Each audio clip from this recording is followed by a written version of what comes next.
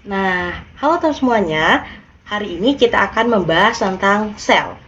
Nah, di sini sel itu kita akan membahas tentang struktur, organel, difusi, dan transport aktif.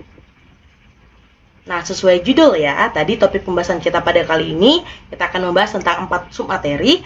Yang pertama itu adalah konsep dan struktur sel, yang kedua organel sel, yang ketiga difusi melalui membran, dan yang keempat itu adalah transport aktif melalui membran.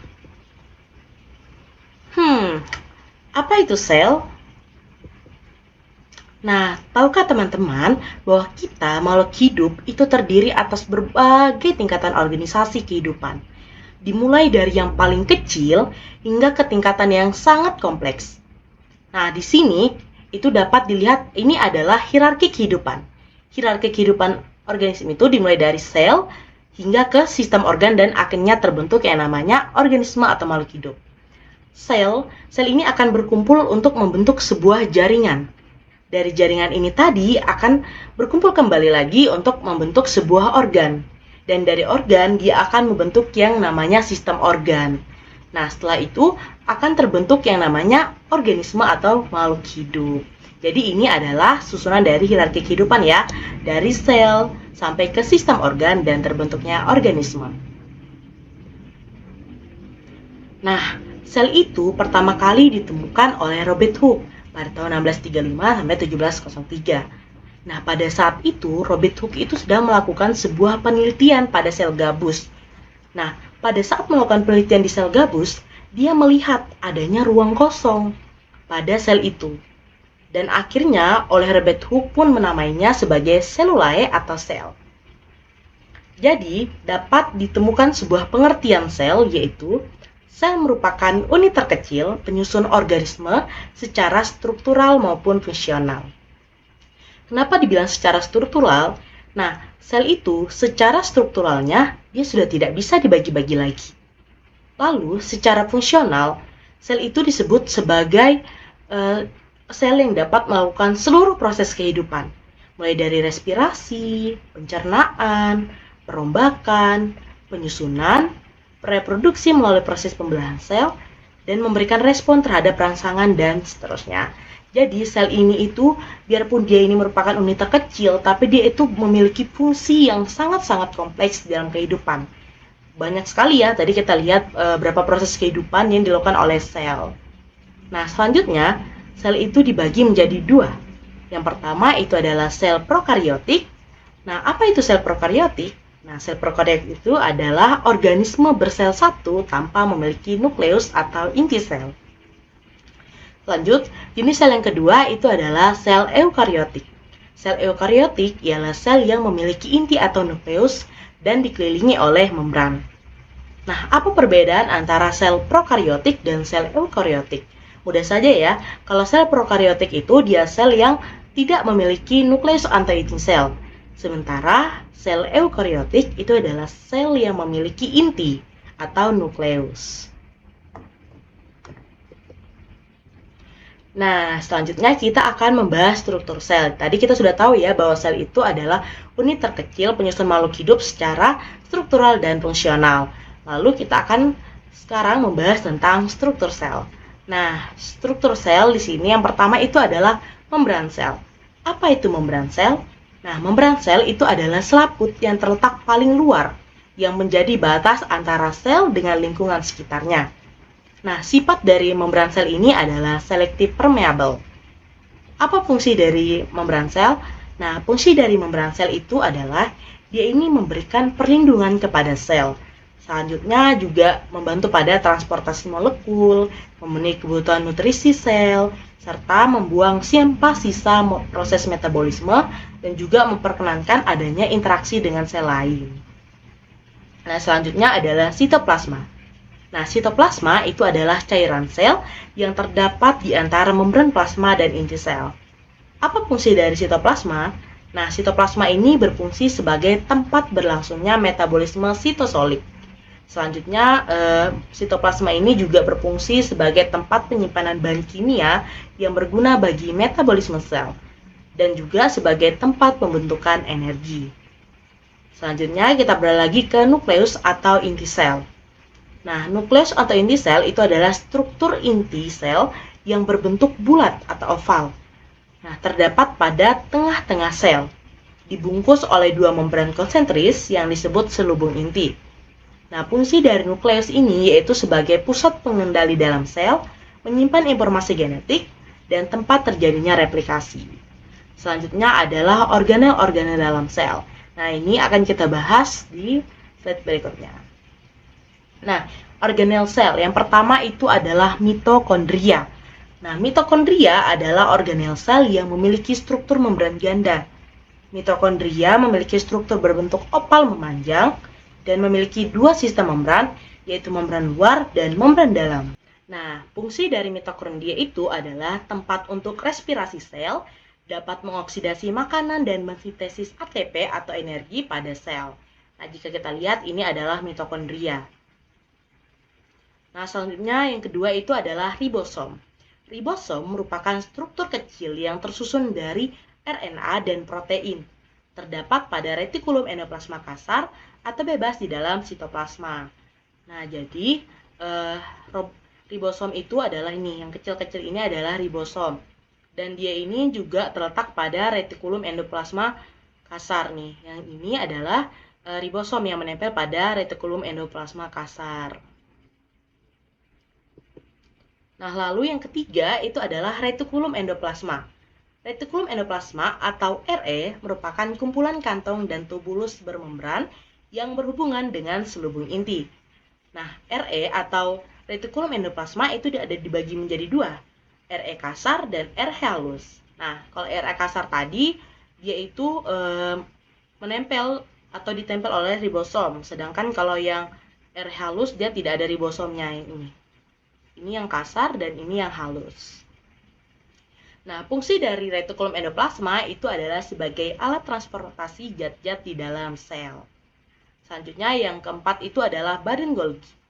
Badan Golgi merupakan organel sel dengan bentuk pipi dari ukuran besar hingga terkecil dan terikat pada membran. Nah, fungsi dari badan Golgi yaitu membantu dalam memproses dan mengemas protein dan molekul lipid yang akan dibawa keluar dari sel atau membran. Nah, ini. Selanjutnya itu adalah peroksisom atau badan mikro. Peroksisom adalah organel sel yang terbungkus oleh membran yang mengandung enzim dan terlibat dalam berbagai reaksi metabolisme. Apa fungsi dari peroksisom atau badan mikro ini? Nah, dia ini berfungsi untuk menguraikan hidrogen peroksida menjadi air dan oksigen. Nah, selanjutnya itu adalah lisosom. Nah, lisosom merupakan suatu kantung membran yang berbentuk bulat dan di dalamnya itu berisi enzim-enzim hidrolitik atau pencerna. Nah, ini adalah lisosom. Nah, apa fungsi dari lisosom ini? Nah, fungsi dari lisosom ini yaitu sebagai sistem pencernaan intraseluler, menghancurkan organel sel yang sudah rusak, dan juga penghasil dan penyimpan enzim pencernaan seluler. Nah, selanjutnya itu adalah sentriol. Sentriol merupakan organel yang membentuk benang spindel. Nah, ini adalah sentriol. Nah, yang selanjutnya, fungsi dari sentriol ini yaitu menggerakkan kromosom pada saat pembelahan sel. Nah, yang selanjutnya itu adalah sentrosom. Nah, sentrosom merupakan sebuah sel yang mempunyai fungsi yang paling aktif pada saat berlangsungnya proses pembelahan sel. Dan letaknya itu berada di dekat sitoplasma. Nah, ini merah-merah ini adalah sentrosom. Selanjutnya itu adalah mikrotubulus. Mikrotubulus merupakan polimer protein tubulin yang terangkai dalam susunan heliks atau terpilin dan dia itu bersifat kaku.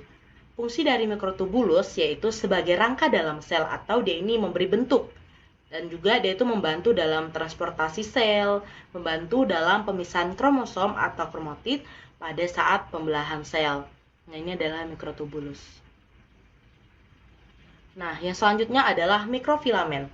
Mikrofilamen merupakan benang-benang halus yang tersusun dari protein aktif. Nah, fungsi dari mikrofilamen ini yaitu pemberi struktur dan dukungan pada sel dan juga membantu pergerakan sel. Selanjutnya ada vakuola. Nah, vakuola merupakan organel sel yang mempunyai rongga dan berisi cairan yang dilapisi membran. Nah, ini adalah vakuola. Nah, di dalam vakuola ini itu ada sebuah cairan. Nah, fungsi dari vakuola ini yaitu untuk menyimpan zat-zat dan juga menyimpan cadangan makanan. Kalau menyimpan cadangan ini kalau misalnya pada tumbuhan. Selanjutnya itu adalah difusi melalui membran. Apa itu difusi melalui membran? Difusi adalah proses pergerakan partikel-partikel atau molekul atau ion suatu zat dari larutan yang konsentrasinya itu tinggi ke larutan yang konsentrasinya rendah, yaitu dengan atau tanpa melalui membran. Nah, molekul kecil yang tak bermuatan itu seperti oksigen dan karbon dioksida ternyata lebih mudah berdifusi melalui membran sel dibandingkan dengan molekul bermuatan ion seperti natrium dan klorida. Hal ini karena membran sel itu kurang permeabel terhadap ion. Nah, selain itu, molekul hidrofobik atau larut dalam lemak itu lebih mudah berdifusi melalui membran sel dibandingkan dengan molekul hidrofilik atau yang tidak larut di dalam lemak. Nah, ini karena bagian dalam membran sel itu bersifat hidrofobik atau dia itu larut di dalam lemak. Nah, kira-kira apa saja nih faktor yang mempengaruhi proses difusi? Di sini ada 5 faktor yang mempengaruhi proses difusi. Nah, yang pertama adalah suhu. Nah, semakin tinggi suhu, maka semakin besar terjadinya proses difusi. Selanjutnya, selain suhu ada konsentrasi. Ternyata semakin besar perbedaan konsentrasi antara dua larutan yang sedang berdifusi, maka semakin besar pula terjadinya difusi. Nah, setelah itu dari konsentrasi itu adalah adanya ukuran molekul. Faktor yang ketiga itu adalah ukuran molekul. Nah, semakin besar ukuran molekul, maka semakin lambat terjadinya difusi. Dan selanjutnya yang itu adalah media. Media apa yang digunakan dalam difusi? Nah, difusi di udara ternyata lebih mudah daripada difusi yang ada di larutan. Dan selanjutnya faktor yang kelima itu adalah luas permukaan. Semakin luas permukaan difusi, maka semakin besar terjadinya juga proses difusi. Nah, jadi ada 5 faktor yang mempengaruhi proses difusi. Yang pertama itu adalah suhu, yang kedua konsentrasi, yang ketiga ukuran molekul, yang keempat media, dan yang kelima itu adalah luas permukaan.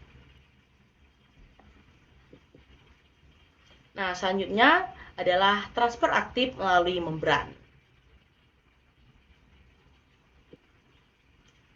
Nah, transfer aktif merupakan mekanisme pemindahan molekul atau zat tertentu melalui membran sel. Nah, dia ini berlawanan arah dengan gradien konsentrasi atau perbedaan konsentrasi. Maka dari itu, harus ada sebuah energi tambahan dari sel yang akan nanti digunakan untuk membantu proses perpindahan tersebut. Nah, dari mana energi tambahan itu datang? Energi tambahan itu datang dari ATP. Nah, ATP ini dihasilkan di mitokondria. Dan mitokondria ini itu melalui proses respirasi, maka dapatlah sebuah energi tambahan yang akan nanti digunakan untuk transfer aktif. Nah, zat yang dipindahkan dengan cara transfer aktif pada umumnya adalah zat yang memiliki ukuran molekul cukup besar, sehingga dia itu tidak mampu melewati membran sel. Contoh transfer aktif itu adalah pemompaan natrium Na+, dan kalium atau K+ pada sel-sel hewan dengan pompanya itu berupa sebuah kelompok protein Cas yang terdapat di dalam membran sel. Nah, protein Cas tersebut dapat menukar natrium atau Na+ ke dalam dan juga kalium atau K+ itu keluar sel. Nah, dengan menggunakan bantuan dari energi atau energi ini dari ATP.